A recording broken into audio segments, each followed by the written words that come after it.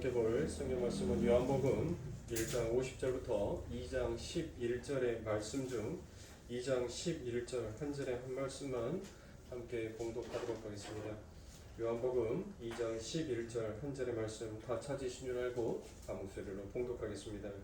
예수께서 이 첫 표적을 갈릴리 가나에서 행하여 그의 영광을 나타내심에 제자들이 그를 믿으니라. 아멘.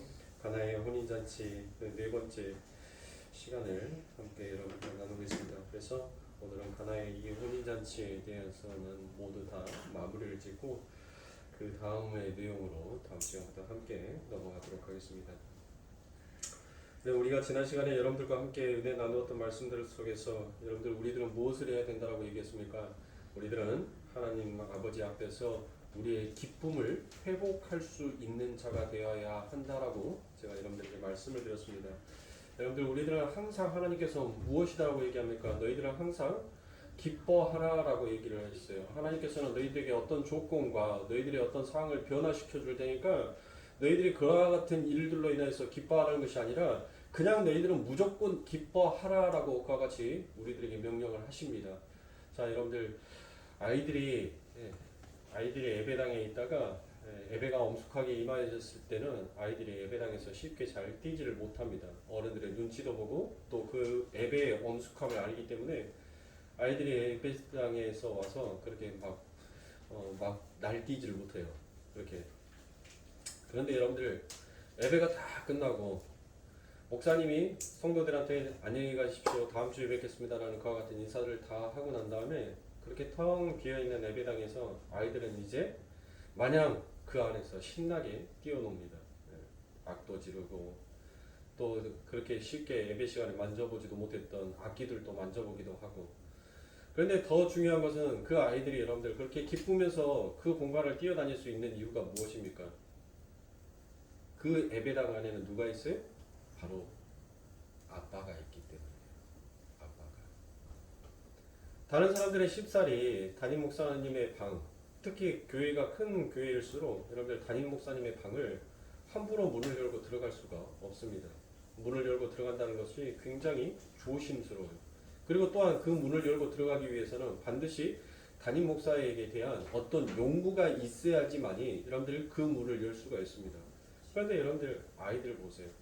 그 아이들은 어떤 용무가 있든지 없든지 여러분들 그 담임 목사의 방을 마음대로 출입을 합니다. 그리고 아빠가 앉아 있었던 그 의자에 다른 사람들을 감히 앉지도 못하는 그 의자에 그들은 앉아서 종이와 펜을 서스름없이 그 사람 속에서 빼놓고 그림을 그리기도 하고 그곳에서 많은 이야기도 하면서 여러분들 낄낄낄 웃고 있습니다. 그 아이들이 왜요? 그 아이들에게 무엇이 있어서 여러분들 그와 같이 그 예배당의 공간이 그리고 남들이 그렇게 어렵다라고 여겨지는 그 아버지의 방을 여러분들 쉽사리 들어갈 수 있는 말이에요. 그들에게는 어떤 조건이 있습니까? 어떤 자격이 있어요? 딱 하나의 자격은 그들이 무엇이다라는 거예요. 그 담임 목사의 자녀다라는 그 이유 하나밖에 없어요. 하나님의 백성이 하나님의 교회에 와서 여러분들 무엇 해야 되는 거예요? 하나님의 백성들, 하나님의 자녀인 우리의 특권은 여러분들 무엇 할 수가 있어요? 우리는 서스름 없이 어떤 조건과 어떤 이유가 아니라 하나님을 기뻐서 즐거워서 그냥 내 아버지니까 내 아빠니까 여러분들 찾을 수 있어야 돼요. 두드릴 수 있어야 돼요. 그 아버지가 앉아 계신 그 의자에 그 보좌에 앉아서 여러분들 우리들은 무엇 할 수 있어야 돼요? 그 아버지가 사용하셨던 그 펜을 가지고 마음껏 그림도 그리고 그것에 따라 아버지를 향한 그 사랑의 편지도 쓰기도 하고 하나님께서 만들어 놓으신 그 예배당에서 자유롭게 뛰어놀 수 있는 그런 특권들이 여러분들 우리들에게 주어졌단 말이에요. 그런데 언제부턴가 여러분들의 삶 가운데 있어서 그렇게 격식을 차리기 시작했냐고요. 그게 마치 경건인 것처럼 그게 마치 성숙한 자의 신앙인 것처럼 여러분들 많은 사람들이 예배당에 와서 하나님을 기뻐하기보다는 그 경건의 모습을 보이기에 더 급급하더란 거예요. 그러니까 전부 다 교회에 예배 시간이 되면 여러분들 무엇해요? 기뻐하는 자의 모습보다는 전부 다 무엇하는 자? 우울한 자의 모습들이 더 많더란 거예요. 왜요? 나를 포장하고 나를 지켜야 되니까. 내 안에 기쁨이 있어도 내 안에 슬픔이 있어도 내 안에 우울함이 있어도, 내 안에 치솟는 화가 있어도 그것을 경건이라는 이유와 그 경건이라는 포장으로 나를 전부 다 감추어 버려야 하기 때문에 여러분들 예배당이 여러분들 오히려 기쁨의 찬송, 그리고 그 하나님을 향한 기뻐하는 자들의 모습이 드러나야 되는데 오늘날 교회들을 보면은 여러분들 전부 다 우중충한 모습으로 전부 다 예배당에 앉아서 하나님 앞에 예배를 드린답시고 앉아 있더란 거예요. 과연 이런 모습이 우리 아버지 하나님께서 우리들을 보셨을 때 정말 너희들의 마음속에 기쁨이 회복된 자다라고 하나님께서 우리들을 인정해 주실까요? 우리의 이런 모습들이 과연 하나님께서 정말 경건한 자의 모습이다라고 하나님께서 우리들을 인정해 주실까요? 하나님은 어떠한 모습을 원하시겠습니까? 아니 부모와 자녀 간에 여러분들 어떤 격식을 차린다, 어떤 용무와 조건이 있어야지만 그 부모를 찾는다면 여러분들 그 관계는 더 이상 부모와 자식의 관계가 아닌 것입니다. 이윤의 관계예요. 이윤의 관계. 사랑하는 성도님들,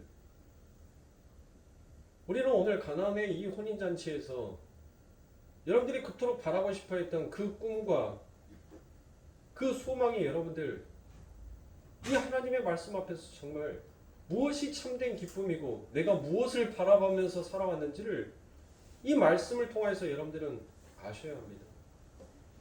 말씀을 통해서 여러분들 이 세상에 더 큰 꿈을 꾸자, 더 큰 비전을 갖자라는 쪽으로 여러분들 가는 것이 아니라 여러분들은 텅 비어있는 그 항아리를 보면서 여러분들은 예수의 말씀을 볼 수 있어야 돼요. 그래서 우리가 지난 시간에 빌립보서 4장 4절부터 7절의 말씀에서 주 안에서 항상 기뻐하라. 내가 다시 말하노니 기뻐하라. 너희 관용을 모든 사람에게 알게 하라. 주께서 가까우시니라. 아무것도 염려하지 말고 오직 모든 일에 기도와 간구로 너희 구할 것을 감사함으로 하나님께 아뢰라. 그러면 모든 지각에 뛰어난 하나님의 평강이 그리스도 예수 안에서 너희의 마음과 생각을 지키시느니라 라고 이와 같이 말씀하십니다. 하나님께서는 너희들에게 아무것도 염려하지 말라. 오직 모든 일에 기도와 간구로 너희 구할 것을 감사함으로 하나님께 아뢰면 하나님께서 즉시로 모든 지각이 뛰어나신 그 하나님의 능력이 너희들에게 드러나고 나타낼 것이다 라고 말씀하지 않으셨습니다. 그 하나님께서는 너희들에게 주었던 그 항상 기뻐하라는 그 마음을 누가 지켜주시겠다는 거예요. 너희들이 기도하고 간구하여 감사함으로 하나님께 아뢰일 때 그 하나님께서 너희들의 마음속에, 너희들의 상황 속에서는 여전히 그 짐이 놓여 있지만 너희들의 상황은 전혀 변화되지 아니하지만 너희들의 마음속에 그 하나님이 주시는 그 평강과 기쁨을 내가 지켜서 너희들이 좌절하지 아니하고 낭망하지 아니하고 우울해하지 아니하고 너희들이 항상 기뻐할 수 있는 자로 내가 만들어 주시겠다라고 얘기를 합니다. 그런데 오늘날 이 말씀을 무엇하는 거예요? 오늘날 이 말씀들을 여러분들 기도만 하면, 간구만 하면 하나님께서 모든 것을 다 이루어 주실 것이다라고 얘기를 하더란 거예요. 그래서 하나님께서 안 이루어 주시면 뭐예요? 교회를 떠나는 거 아닙니까? 내가 간구했고 내가 기도했고 내가 열심히 그 하나님 앞에 내 구할 것을 아뢰는데 그 하나님은 여전히 묵묵부답이었을 때 여러분들 그 하나님을 여러분들이 신뢰하시겠습니까? 여러분들이 과연 그 하나님을 믿으시겠냔 말이에요. 마태복음 11장 28절부터 29절에 보면 수고하고 무거운 짐진 자들아 다 내게로 오라. 내가 너희를 쉬게 하리라. 나는 마음이 온유하고 겸손하니 나의 멍에는 메고 내게 배우라. 그러면 너희 마음이 쉼을 얻으리라 라고 이와 같이 말씀하십니다. 자, 여러분들 너무나도 여러분들이 잘 아시는 말씀이죠. 하나님께서 무엇이다라고 우리들에게 얘기합니까? 이 내용은 우리는 어떠한 상황 속에서도 흔들리지 아니하는 기쁨을 갖고 있어야 된다라는 그 말씀을 하고 계신 거예요. 그래서 수고하고 무거운 짐진 자들아 다 내게로 오면 내가 짐 대신 져줄게 라고 그렇게 말씀하시지 않으셨습니다. 짐 지고 내게 와서 내게 배우면 그 짐은 여전히 내 등에 놓여 있지만 내 마음이 쉼을 얻게 될 것이다 라고 이야기하시더라는 것입니다. 이게 여러분들 성도의 기쁨인 거예요. 저와 여러분들의 삶 가운데 흑암과 어둠이었던 우리들의 삶, 쉼도 없었고 안식도 없었고 평안도 없었고 기쁨도 없었던 우리들의 삶을 누가 예수 그리스도께서 그 아버지 하나님의 능력이 이렇게 흑암과 어둠에 가득했던 우리들을 흥이 겨운 혼인잔치 그 잔치집으로 만들어 주시겠다는 것을 하나님께서 우리들에게 말씀하여 주고 계시는 것입니다. 저와 여러분들은 이미 아버지 하나님의 그 능력으로 예수 그리스도의 그 보혈의 피로 여러분들 우리들의 죄는 씻겨지고 이제 무엇이 된 거예요? 잔치집이 열어지는 거예요. 잔치집. 죽어야 될 내 자녀가 여러분들 살아 돌아왔으면 여러분들 기쁘지 아니하겠어요? 안 기쁘시겠냐고요. 그 집에서 뭘 하겠어요? 잔치를 벌릴 거 아닙니까? 바로 그거예요. 예수 그리스도로 인하여서 우리들은 여러분들 그 예수 그리스도로 인하여서 죄사함을 받았을 뿐만 아니라 얻었던 흑암이었던 기쁨과 안식이 없었던 우리들의 삶 가운데 그 예수 그리스도의 보혈의 피가 우리들의 삶 가운데 채워지게 되니까 드디어 여러분들 그 잔치가 되는 흥이 겨우는 삶, 기뻐할 수 있는 삶이 내 삶 가운데 나타내고 이루어지게 되더란 것입니다. 여러분들 이것이 우리들의 신앙생활이에요. 여러분들이 정말 이런 말씀들로 인하여서 정말 즐거우십니까? 여러분들이 신앙생활 하는 것이 여러분들 과연 즐거우시냔 말이에요. 여러분들은 늘 주의 말씀 앞에서 즐거우셔야 됩니다. 주님의 말씀이 우리의 삶의 기쁨과 소망이 되어야 하는 것입니다. 왜 성도는 여러분들 항상 기뻐해야 합니까? 왜 성도는 여러분들 항상 기뻐하라는 이 하나님의 준엄하신 명령을 왜 성도들만 받았습니까? 그 이유는 바로 우리 안에서 포도주가 충만하게 흘러넘치는 가나의 혼인잔치가 벌어지고 있기 때문인 것입니다. 우리가 주님의 말씀에 즐거움을 상실하셨다면 그 즐거움은 우리는 반드시 회복해야 합니다. 그 방법에 대해서는 제가 조금 있다가 여러분들에게 말씀을 드리도록 하겠습니다. 그런데 그 기쁨은 여러분들 그냥 있어도 그만이고 없어도 많은 그런 작은 기쁨이 아닙니다. 여러분들 오늘 본문의 말씀에 보면 그 항아리가 6개가 있다라고 그와 같이 얘기를 하죠. 그 항아리 하나에 여러분들 2-3통 정도 들어갑니다. 그러니까 한 통이 보통 여러분들 10갤런이 들어가요. 그러니까 10갤런이라는 것은 리터로 따진다면 여러분들 대략 45리터 정도 들어간단 말이에요. 이 한 통, 이 6개 한 항아리를 여러분들 채우는데 그 항아리에 2-3통에 2통에서 3통 정도가 들어가야지만이 이 항아리가 차요. 근데 이 한 통이 들어가면 여러분들 그 한 통에 몇 리터라고요? 45리터밖에 안 찬단 말이에요. 45리터. 그러니까 이 항아리가 가득 차기 위해서는 여러분들 앞으로도 2통에서 3통이 더 들어가야 된단 말이죠. 그렇죠?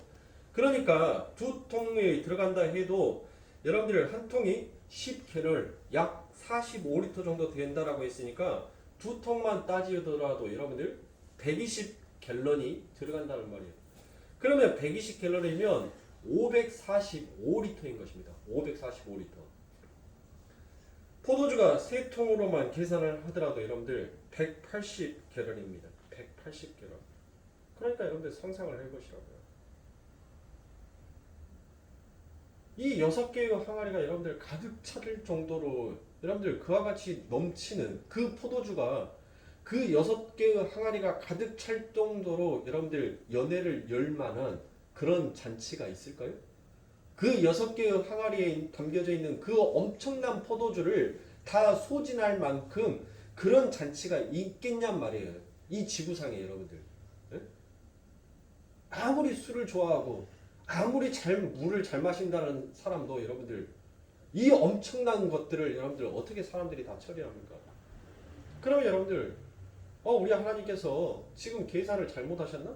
아니 오병이어의 기적에서 여러분들 우리 하나님께서 12광주리를 남기잖아요. 아니 우리 하나님 긁고 보면은 산수를 못 하시나? 산수를 못 하셔서 자꾸 이렇게 남기시나? 그 귀한 음식을, 그 귀한 포도주를 왜 이렇게 남기시지? 여러분들 그것을 하나님께서 지금 무엇을 나타내고 있는 겁니까? 바로 하늘의 풍성함. 그 하늘의 복이 얼마나 풍성한 것인지를 하나님께서는 우리들의 삶 가운데 보여주고 계시는 거예요. 저와 여러분들은 이 하늘의 풍성한 복을 받은 자입니다. 풍성한 복.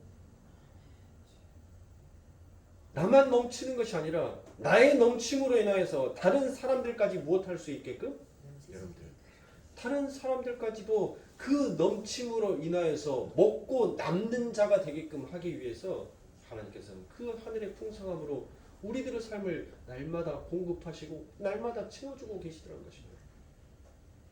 그런데 여러분들의 삶 가운데 눈에 보이지 않죠.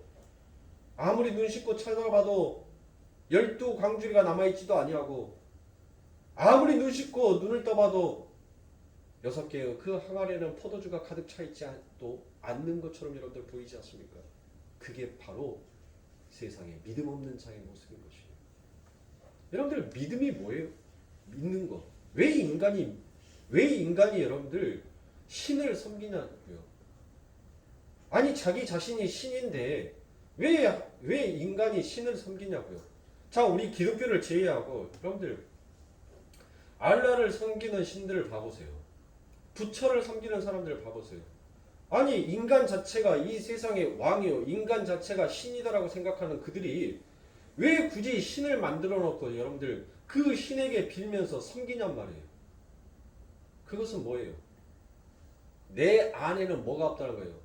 내 안에는 모든 것들을 완벽하게 해낼 수 있는 그와 같은 능력이 없다라는 것을 여러분들, 그래서 그 신을 만들어서 내가 할 수 없는 부분까지 그 신에게 빌므로 인하여서 내가 그것까지도 할 수 있는 자가 되고 싶어하는 그 인간의 욕심이 빚어낸 게 바로 뭐예요? 그게 종교란 말이에요. 그게 믿는다는 거예요. 그게 믿는다는 거. 그 믿는다는 것은 뭐예요? 나를 부정한 거예요. 나는 모든 것을 완벽하게 할 수 없다라는 것을 고백하기에 여러분들 다른 신을 섬기고 믿는 거예요. 네? 그게 믿음의 출발점이라니까요. 인간의 종교의 출발점이에요. 그게. 그러면 기독교에 있어서의 믿음은 뭐냐고요? 아니 여러분들이 다 할 수 있는데 기도와 간구만 하면 여러분들이 모든 것들을 기적과 이적을 일으킬 수가 있는데 뭐 하려고 하나님을 믿냔 말이에요. 네? 내 능력이 부족해서? 그래서 하나님을 믿으시는 겁니까? 그렇게 하나님 앞에 기도하면 내가 없는 능력이 내 삶 가운데 드러나고 나타나니까? 그러면 기독교 역시도 하나의 종교인 것이에요.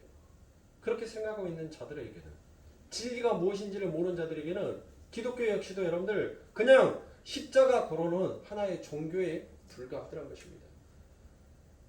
그러나 우리는 보이지 아니하는 것을 보고 믿는 자다라고 하나님께서는 우리들에게 말씀하셨어요. 보이지 아니하는 것이 마치 보이는 것처럼 우리는 그것을 보고 믿는 자예요. 그것을 보았기에 우리는 더 하나님을 의지하는 자인 것입니다. 그게 바로 우리의 능력으로서 여러분들 그것을 본 것이 아니라 하나님의 은혜로서 우리들은 그것을 본 자예요. 그래서 우리들은 오늘 또 소망하지 않습니까? 하나님의 이름으로.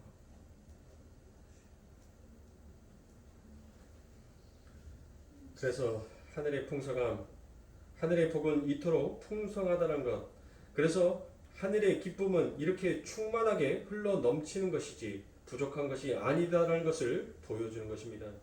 우리는 그 기쁨만 가지고 있으면 이 세상에서 어떤 것으로 채워지지 않는 그 마음속의 공허함을 그 기쁨으로 채울 수 있는 것입니다. 우리는 이 땅에서 그것 찾기 위하여서 이 땅에 우리는 존재하는 자이며 그것을 배우기 위하여서 우리는 예수 그리스도의 그 길을 걸어가는 자입니다.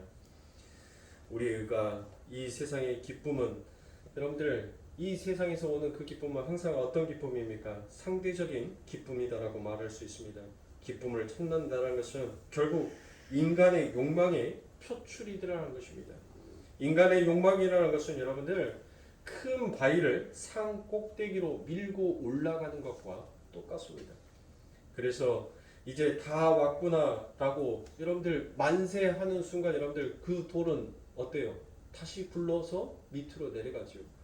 그 밑으로 내려가는 그 돌을 여러분들 또 무엇합니까? 이 욕망이라는 것이 또 그 돌을 산 꼭대기까지 가지고 올라간단 말이에요. 그런데 그 돌은 여전히 여러분들 또 뭐예요? 또 밑으로 내려가요. 왜 그렇습니까? 그렇게 산 꼭대기에 이것만 올려놓으면 이제 고생 끝, 행복 시작이다라고 생각했던 그 끝에 보니까 여러분들 결국 그것을 이루어내고 그것을 성취하고 나니까 또 다른 욕망이 내 눈앞에 보여지게 되더란 것이에요. 그래서 인간은 그와 같은 늘 술래바퀴의 인생을 삽니다. 끊임없이 그 굴러내려간 그 돌을 산 꼭대기 위로 올라가는 그 수고의 삶을 살더란 것이에요.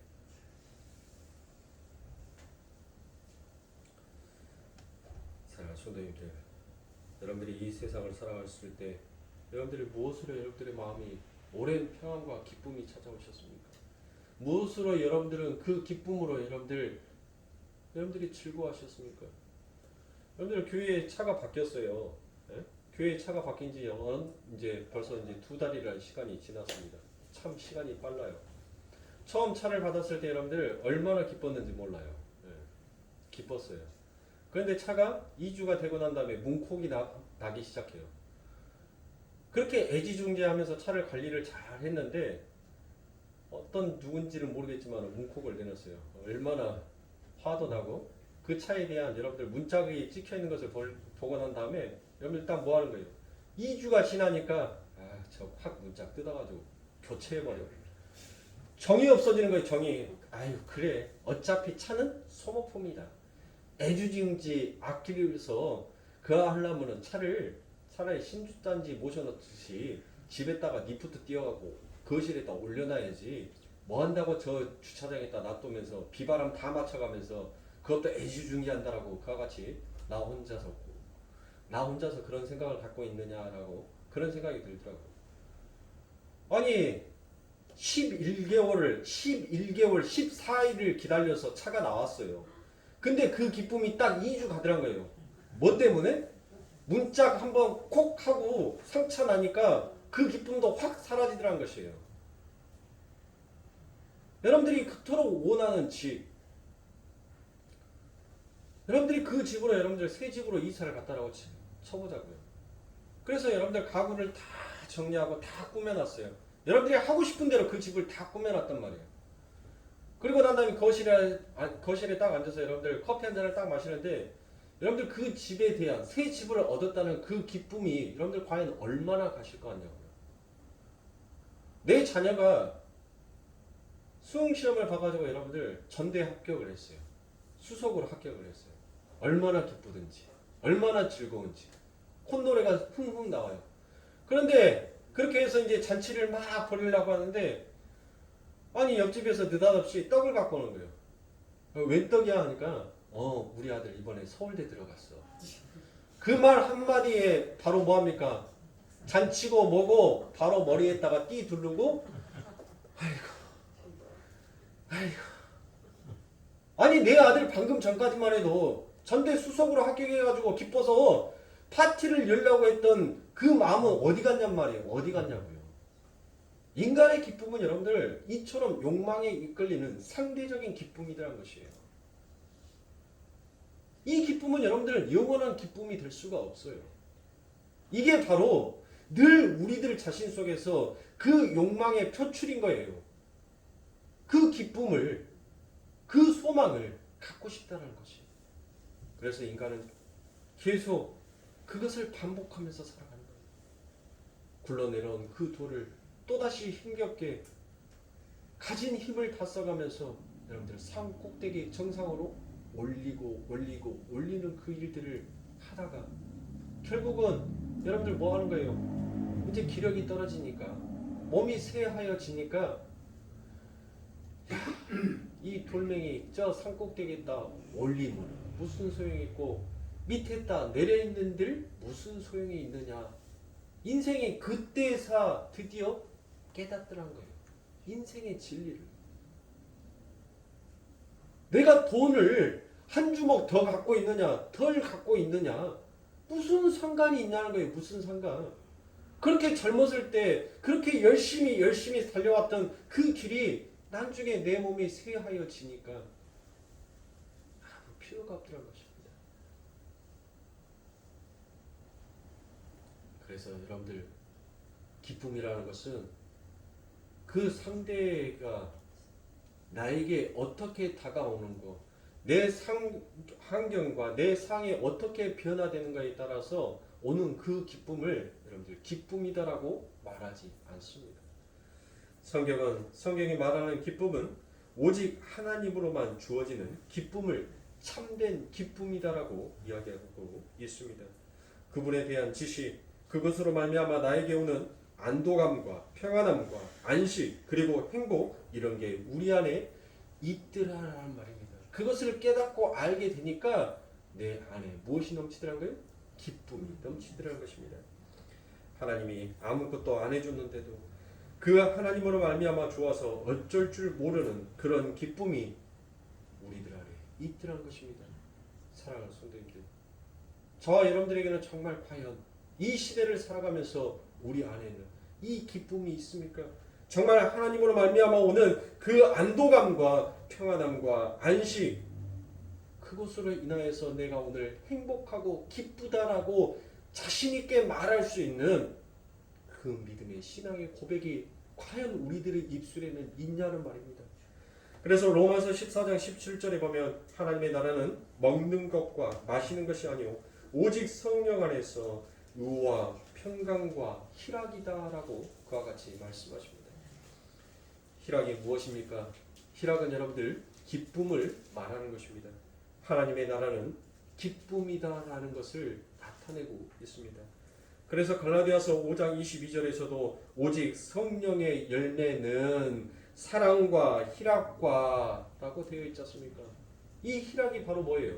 이게 기쁨인 것입니다. 하나님의 나라에 들어온 사람들은 그 삶 속에서 희락, 이 기쁨의 열매를 반드시 맺어야 하는 것입니다. 하나님은 반드시 우리를 여호와로만 기뻐하는 자로 만들어 내실 것입니다. 자기가 원하는 상황이 주어져서 혹은 자기의 소원이 이루어져서 기뻐하는 자가 아닌 오직 여호와만으로 기뻐하는 자로 하나님께서는 우리들을 지으시고 만드시고 빚으시고 계시는 것입니다. 그렇게 되면 그 기쁨이 바로 성도의 힘이 되는 것입니다. 그래서 느헤미야 8장 10절에서 여호와로 인하여 기뻐하는 것이 바로 나의 힘이다라고 그와 같이 얘기합니다. 바로 성도의 힘은 여러분들 무엇인 거예요? 내가 돈이 많아지는 것이 여러분들 그게 성도의 힘이 아니에요. 내가 이 세상에서 나의 명성과 인기가 많아지는 것이 여러분들 내가 그것이 힘이 아니에요. 내가 여러분들 남들이 갖지 못한 것들을 가진 것이 여러분들 그것이 힘이 아니더란 거예요. 성도의 힘은 오직 하나님의 그 기쁨, 하나님을 아는 것으로 그 하나님을 아는 지식과 하나님에 대한 그 기쁨이 성도의 힘이 되더라는 것입니다. 그 힘은 여러분들 이 세상의 어떤 여러분들 유혹도 우리를 꺾어내지를 못해요. 이 기쁨으로 여러분들 성도의 힘을 삼아가는 자들은 사탄도 그 앞에서 여러분들 꼼짝하지를 못하는 것입니다. 사탄도 여러분들 그 힘을 쓰지를 못해요. 왜요? 하나님께서 주시는 성도의 유일한 무기요 힘은 바로 하나님으로 인하여서 기뻐할 줄 아는 자, 이것이 바로 성도의 무기요 성도의 힘이기 때문에 그래서 사탄은 우리들의 삶을 날마다 뒤흔드는 거예요. 왜요? 하나님으로부터 오는 그 작은 것에 감사하고 기뻐하고 즐거워하고 안식하고 평안함을 느끼려고 하는 우리들의 삶을 뒤흔들어서 여러분들 늘 우울하고 불안해하고 초조하며 좌절하게 만드는 것이 그게 사탄의 계략인 것입니다. 그럴 때 여러분들 무엇하게 되는 겁니까? 하나님은 원망할 거 아닙니까? 하나님 내가 이처럼 간절히 기도했는데 하나님 왜 나의 기도는 들어주지 않습니까? 하나님 내가 하나님을 못 몰랐을 때 하나님을 이제 알아갔었을 때 그때 하나님께 기도할 때마다 하나님은 내게 응답해 주셨지 않습니까? 하나님은 내게 말씀하여 주셨지 않습니까? 하나님은 내게 표적을 보여주셨지 않습니까? 그 하나님은 도대체 어디로 가시고 내가 하나님을 깊이 알면 알수록 왜 하나님은 내게 더욱더 그 입을 닫으시며 하나님의 그 표적도 하나님의 그 일하심도 내 삶 가운데 드러내지 아니하십니까? 여러분들 대부분의 성도들이 전부 다 이쪽으로 가더란 거예요. 그러니까 좌절을 해요. 그러니까 포기를 하더라는 것이에요. 우리는 하나님을 바라보고 가는 자예요. 성도가 자꾸 세상의 것을 바라보니까 여러분들 무엇하는 겁니까? 차지우지 흔들리는 거예요. 아니 내 집안에도 가지 마른 나무에 바람 잘 날 없다라고 얘기를 했습니다. 아니 내 집안에서도 여러분들 한시도 평안할 날이 없어요. 그런데 여러분들 교회가 평안할 수가 있겠습니까? 교회는 결국 누가 모이는 곳이에요? 하나님을 바라보는 성도들이 모이는 곳이지만 결국 사람들이 모였단 말이에요. 그런데 그 안에 다 성화된 사람들만 있으면 얼마나 좋겠습니까? 얼마나. 근데 우리는 전부 다 이 땅에서 하나님을 배우고 가는 자들이에요. 그래서 제가 교회에 오면 여러분들 사람을 보지 마시고 하나님을 보고 가세요. 남들 눈치 보지 마세요. 남들 의식하지 마세요. 남들 신경 쓰지 마세요. 그냥 하나님이 좋으면 그 하나님으로 인하여서 기쁘면 때로는 울기도 하고 그 하나님이 좋으면 남들보다도 더 큰 소리로 찬양도 하고 그 하나님이 너무나도 사랑하면 일어서서 그 자리에서 하나님을 향하여서 춤도 추기도 하고 그게 진정한 예배예요. 그게 진정한 예배. 눈물을 흘리는 것이 부끄러워서 하나님 앞에 큰 소리로 찬양하는 것이 부끄러워서 하나님 앞에 춤추는 것을 다른 사람들이 제재할까 봐 두려워서 그것을 다 못하고 있는 것이 여러분들 오늘날 교회의 모습이란 것이에요. 그러니까 형식과 모형만 남아있으니까 못하는 거예요. 교회에 오는 자들이 사람들이에요. 그 모습들을 보면서 못해요? 상처를 받고 떠나가더란 거예요. 상처를 받게끔 하는 그 자들도 여러분들 잘못됐지만 상처를 받고 떠난 자들도 못하는 거예요? 잘못한 자인 거예요. 그들은 누구를 보고 교회를 다닌 거예요? 사람 보고 다닌 거예요. 사람 보고.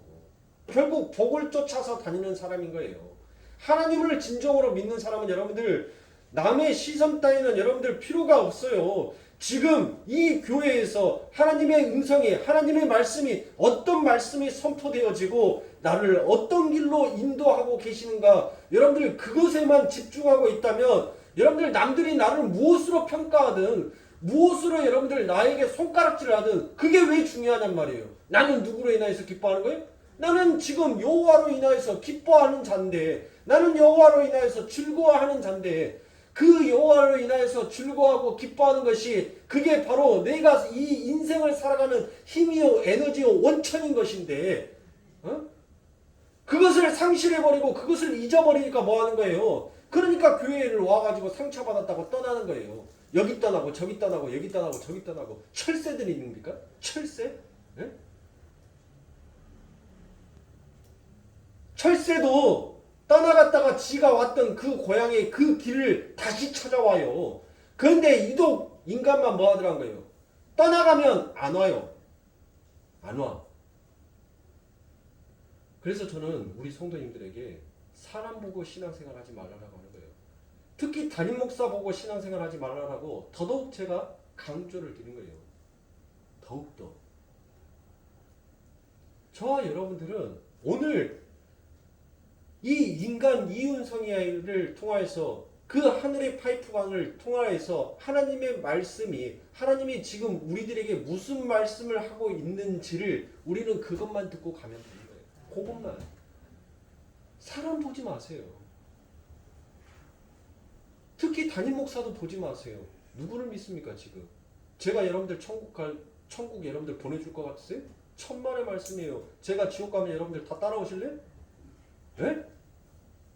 안 따라올 거 아니에요. 저보고 신앙생활 하지 마시라고. 예수 보고 신앙생활 하세요. 예수 보고. 하나님 보고 신앙생활 하셔야지. 지금 누구를 보고 신앙생활 하십니까? 근데 오늘날 교회들은 여러분들 아니 담임 목사가 지옥 가면은 그 성도들도 다 지옥 갈 겁니까? 저는 그들에게 묻고 싶어요. 왜 담임 목사를 보면서 여러분들, 왜 사람들을 보면서 여러분들 신앙생활을 하고 있는지.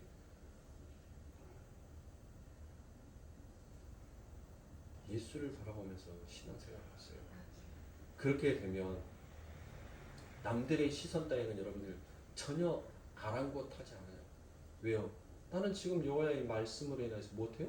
나는 기뻐하는데, 나는 즐거운데, 나는 행복한데, 그것으로 나의 힘이 솟아오르는데. 그러니 사랑하는 성도님들, 예배 시간에 제가 격식 차리지 말라라고 얘기하는 거, 격식 차리지 말라라고 제가 말씀을 드리는 거예요. 그렇다고 해서 예배 시간에 경고반동을 하라고 말씀드리는 것이 아니라, 제가 지난 시간에도 말씀드렸던 것처럼 내가 어떤 모습으로 하나님 앞에 예배하고 내가 어떤 모습으로 어떤 마음가짐으로 하나님을 찬양하는지, 그리고 나를 지켜보시는 그 하나님이 나를 보시면서 정말 기뻐하는, 이는 내 사랑하는 아들이요 이는 내 기뻐하는 아들이다라고 과히 말할 수 있는지, 우리의 모습을 뭐 해야 된다는 거예요? 점검해야 할 필요가 있다라고 제가 지난 시간에 말씀드렸지 않습니까? 형식에 치우치지 마세요. 우리 임상환 권사님 다음 주에는 찬양 더 큰 소리로 하세요. 막 은혜가 넘치면 막 찬양 큰 소리로 하고, 우리 정숙경 권사님 은혜 받으시면 아버지 하고 펑펑 눈물도 흘리시고, 예? 그러세요. 자유롭게. 그게 진짜 하나님께서 원하시는 모습 아니겠어요? 거룩한 척 경건한 척 하면서 머릿속으로는 오늘 점심 반찬을 뭐 만들지, 오늘 밥 안 태우고 잘해야 되는데, 물량을 잘 맞춰야 되는데, 맨날 똑같은 반찬 차려줄 수가 없는데, 오늘은 가면서 차가 막힐까? 가다가 뭐 사 먹을까? 여러분들 예배 시간에 그 생각하지 말고 차라리 여러분들 그 예배 시간에 그 하나님의 말씀을 청정하기 위하여서 어떤 제스처라도 한번 취해보시란 말이에요. 정말 이 대한민국의 교회 목사들, 정말 성도들에게 정말 다 무릎 꿇고 정말 용서를 구해야 돼요. 이거 모습, 이런 모습 누가 만들어놨어요? 성도가 만들어놨어요? 다 목사가 만들어놓은 거예요. 지들이 경건하게 보인 척, 지들이 높은 사람처럼, 거룩한 사람처럼 보이려고. 그래서 예배는 엄숙해야 된다. 예배는 신령과 진정으로 드려야 된다. 정말 이 시대의 목사들 전부 다 성도들에게, 하나님의 양들에게 여러분들 무릎 꿇고 사죄해야 합니다. 저는 그것이 옳다라고 생각을 해요. 내 성도가 어디 있어요? 다 하나님의 양이에요. 내 성도 없어요. 그냥 내 교회 출석해서 헌금 내니까 내 성도인 것이지, 내 것이 어딨냐고요. 내 것이 다 하나님 것이지 어디가 내 것이 있어요? 예? 목사들은 그런 착각 속에서 살아가더라고요. 그러니까 목사들이 여러분들 뭐 해야 돼요? 깨어 있어야 돼요. 주의 말씀에 기뻐하는 자의 삶으로, 주의 말씀에 그 힘과 원동력을 가지고 살아가는 자로 여러분들 목사가 깨어있지 않으면 세상의 힘의 원리로 가게끔 되어 있어요. 교묘와 마귀의 속임수에 꼬이면서 정신 차려야 돼요. 그래서 오늘 본문 2장 3절에 여러분들 이 가나의 혼인잔치의 답이 드디어 여기에서 나옵니다. 3절에서 무엇이다라고 얘기합니까? 포도주가 모자라니까 예수의 어머니가 예수께 이르되 저희에게 포도주가 없다 하니라고 이와 같이 되어 있습니다. 이것을 여러분들 영어 성경으로 보니까 They have no more wine이라고 되어 있어요. 그러니까 They have no more wine이라는 것은 여기에서 주어가 바로 와인인 거예요. 와인. 그러니까 이 지금 마리아는 어디에 여러분들 관심을 갖고 있었던 거예요? 포도주가 떨어졌다는 거에 관심을 갖고 있더란 것이에요. 그러니까 하나님의 능력을 믿는 것이 아니라 세상의 힘을 믿고 있었던 것이에요. 그러니까 그렇게 얘기하니까 우리 예수님께서 뭐라고 얘기합니까? 여자여, 그게 나와 무슨 상관이 있나이까? 라고 이야기하셨습니까? 그러니까 하나님께서 무엇이다라는 거예요? 하나님께서는 너희들의 세상의 힘의 원리로 살아가는 그것에 대해서는 전혀 관심이 없다는 거예요. 나는 그런 일을 하기 위해서 이 땅에 내려온 자 아니다라고 얘기를 하는 것입니다. 그런데 여러분들 5절에서 그 어머니의 이야기가 이제 바뀝니다. 그 어머니가 하인들에게 이르되 너희에게 무슨 말씀을 하시든지 그대로 하라 하니라라고 되어 있습니다. 자, 이 역시도 여러분들 영어 성경에 보니까 do wherever he tells you라고 되어 있습니다. 그러니까 이제 여러분들 주어가 무엇으로 바뀝니까? tells you, 그 말하는 자, 그 말하는 자의 말을 뭐 하라는 거예요? 들으라라고 얘기하는 거예요. 그러니까 그 말하는 자가 누구인 거예요? 이제 주어가 바로 예수 아닙니까? 예수. 그러니까 그 어머니가 마리아가 이제 여러분들 그의 관심사가 뭘로 바뀐 거예요? 2장 3절에서는 포도주에 관심이 있어서 그 예수에게 너의 능력을 나타내서 이 힘에 올리 힘을 한번 나타내 봐라 라고 얘기를 했었을 때는 예수님께서 뭐 했어요? 노라고 딱 잘라서 얘기를 합니다. 그런데 5절에서는 여러분들 이제 주어가 바뀌죠. 그 포도주가 아니라 하나님으로 바뀐단 말이에요. 이 마리아의 관심사가 하나님으로 바뀐 거예요. 그렇게 하나님으로 관심사가 바뀌니까 뭐 합니까? 그 하나님께서 드디어 그 물을 포도주로 변하게 만드는 그 역사를 이루어 내더라는 것입니다. 사랑하는 성도님들, 여러분들의 관심이 포도주에 있다면 그 하나님은 여러분들에게 노라라고 대답을 하실 겁니다. 그러나 성도의 눈이 세상의 그 힘에 올렸던 포도주에서 그 눈을 돌려서 하나님의 말씀으로 여러분들을 관심을 갖고 살아간다면 그 하나님은 여러분들의 삶 가운데 일하여 주시겠다라는 약속이 이 안에 담겨져 있는 거예요. 그럼 여러분들, 제가 초반에 여러분들에게 말씀드렸던 그 방법이 나왔죠. 그 방법의 해답이 나왔지 않습니까? 여러분들은 세상에 포도주를 보는 것이 아니라 그 포도주에서 눈을 돌려서 하나님에게 관심을 가져야 하는 자가 바로 저와 여러분이다라는 사실인 거예요. 왜 하나님께서 내 삶 가운데 왜 일하여 주시지 않습니까? 라고 여러분들 그와 같이 말씀하시기 전에 왜 하나님이 일을 할 수 없는지를 여러분들이 무엇해야 되는 거예요?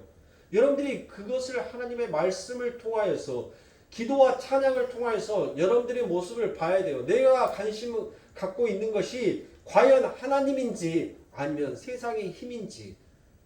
그런데 우리들은 전부 다 뭐 하고 있어요? 전부 다 세상의 힘인 그 포도주에만 관심이 있더란 것입니다. 포도주에만. 그러니 사랑하는 성도님들, 얼마나 여러분들 안타깝습니까? 얼마나 안타깝냔 말이에요. 여러분들은 이 세상의 힘의 원리가 아니라 오직 아버지 하나님의 그 힘으로 그 관심에 여러분들은 초점이 있어야 돼요. 그래서 여러분들 그 위대한 고백이 나오지 않습니까? 하박국 3장에서. 여러분들 하박국 3장에 여러분들 어떤 위대한 고백이 나와요? 이게 바로 성도의 고백, 즉 오늘날 저와 여러분들의 고백이 되어야 하는 것입니다.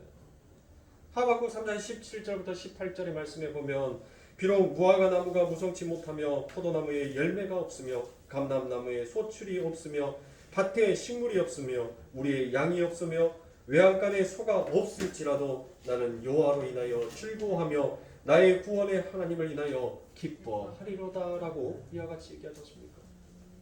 과연 저와 여러분들이 이것으로 인하여서 기뻐할 수 있습니까? 정말 성도들이 오늘날 그 아버지를 찬양하고 그 하나님을 나의 기쁨으로 삼겠다라고 고백하는 자들의 그 고백이 과연 이와 같은 고백으로 우리가 갈 수 있냔 말이에요. 그러니까 사랑하는 성도님들, 하나님께서 여러분들의 삶 가운데 어떤 능력과 이 기적과 이적을 왜 하나님 내 삶 가운데 안 나타내 주세요라고 말씀하시기 전에 하나님이 내 삶 가운데 그와 같은 이적을 나타내지 아니하고 기적을 나타내지 아니한다 할지라도 나는 여호와로 인하여서 무엇할 수 있어야 돼요? 나는 하나님으로 인하여서 기뻐할 수 있는 자로 여러분들이 실력을 먼저 갖추셔야 하는 거예요. 그게 중요한 거예요. 왜 하나님 내게 왜 하필이면 나에게 그 말씀하시기 전에 그 하나님이 여러분들에게 엄청난 능력으로 하나님 것을 부어줬었을 때 여러분들이 정말 그것을 감당하실 수 있는 능력을 갖추셔야 된단 말이에요. 실력을. 그러고 난 다음에 하나님 안 주심에 대해서 여러분들이 하나님 앞에 이야기를 하시란 말이에요.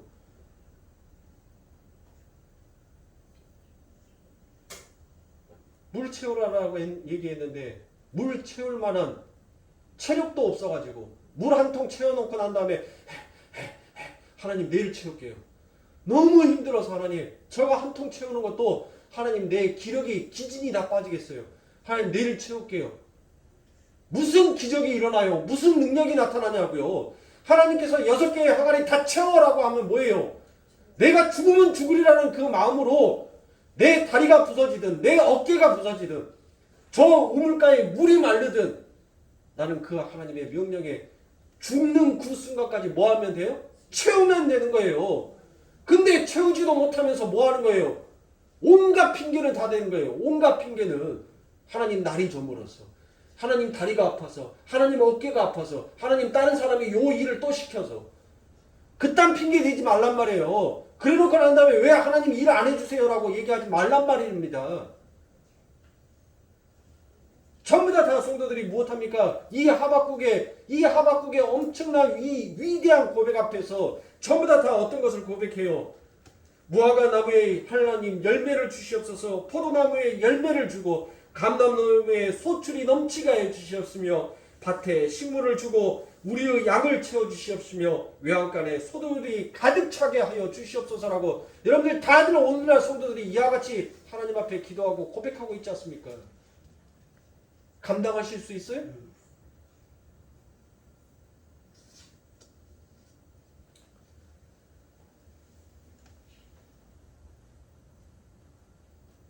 사랑하는 성도님들, 우리의 기도를 들어주시든 들어주시지 아니하든 내 모습이 어떠한 자이고 내가 어떠한 자였는지를 여러분들이 안다면 우리는 그 하나님 앞에 내 삶 가운데 부어주시든 부어주시지 아니하든 우리는 그 하나님을 향하여서 원망의 소리를 낼 수 없는 자인 것입니다.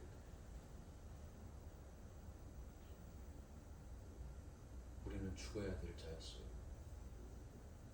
그 죽어야 될 자를 우리 하나님께서 살려놓으셨답니다. 살아난 것만으로도 감사한데 거기다 대놓고 뭐 하라고요? 보따리 내놓으라고 이야기하고 있으니 우리가 더 날강도 같은 놈 아닙니까? 네?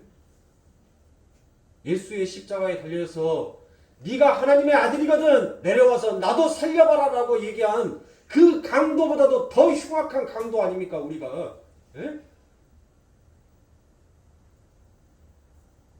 물에 빠져서 저주 우물에 빠져서 죽으려고 했던 우리들을 그 예수의 징검다리가 우리를 살려서 내놓고만 이제는 네가 가지고 있는 금은 보안 내놓으라고 얘기하고 있으니 우리가 더 흉악한 놈 아닙니까? 사랑하는 성도님들, 우리는 정신 차려야 돼요. 내 위치가 내 자리가 어디였는지를 안다면 우리는 그저 면목 없는 차로 하나님 앞에 기뻐하며 감사함으로 나아갈 수 있는 것입니다.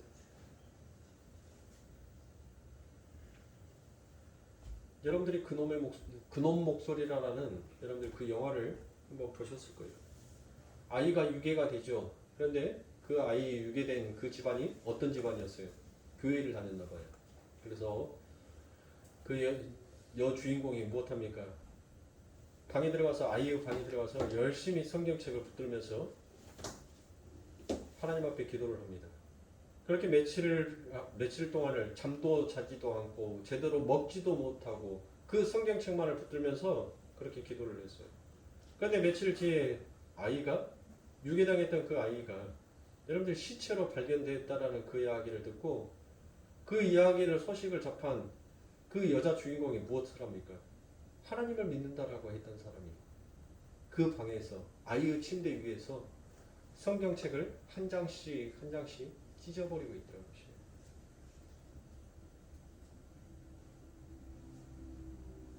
오늘의 사랑하는 성도님들, 과연 우리 하나님께서 우리의 기도를 들어주시지 아니한다면 만약에 저와 여러분들의 삶 가운데 저와 여러분들의 자녀가 그렇게 유괴당해서 그와 같은 시신으로 발견이 되었었을 때 과연 우리들은 그 속에서도 여러분들 하나님 앞에 기뻐할 수 있겠습니까? 정말 하나님 앞에 여러분들 감사할 수 있겠냐고요.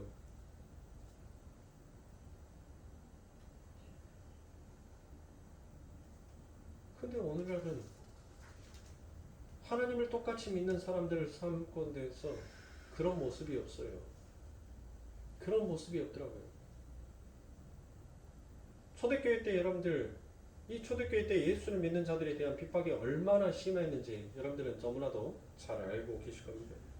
그래서 네로 황제와 안티오쿠스, 에피파네스 황제 때 여러분들 그 예수를 믿는 사람들을 잡아다가 여러분들 어떻게 그들에게 네가 예수만 부인하면 내가 너희를 살려주겠다라고 얘기를 합니다. 그런데 한 사람도 여러분들 뭐 하지 않아요? 예수를 부인하지 않습니다. 그렇게 하자 여러분들 어떻게 했냐면 큰 용광로 같은 큰 항아리 같은 냄비 같은 데에다가 그 기름이 펄펄 끓는 그곳에다 자기의 아이를 집어넣어요. 그 아이를. 자기의 자녀들을 기름에 튀겼단 말이에요. 이 네로 황제가 이 초대교회 때 그 부모들이 꽁꽁 묶여있는 상태에서 네가 예수만 부인하면 내가 너와 네 자녀들을 살려주겠다라고 얘기했는데 그들은 뭐 했어요? 끝끝내 부인하지 않았어요. 그렇게 부인하지 아니하니까 뭐예요? 그 부모가 보는 앞에서 자식을 여러분들 기름에 튀겨서 죽였단 말이에요. 그런데 그 기름 속에 들어가서 고통받는 아이한테 무엇이다라고 얘기했습니까? 그 부모가 아가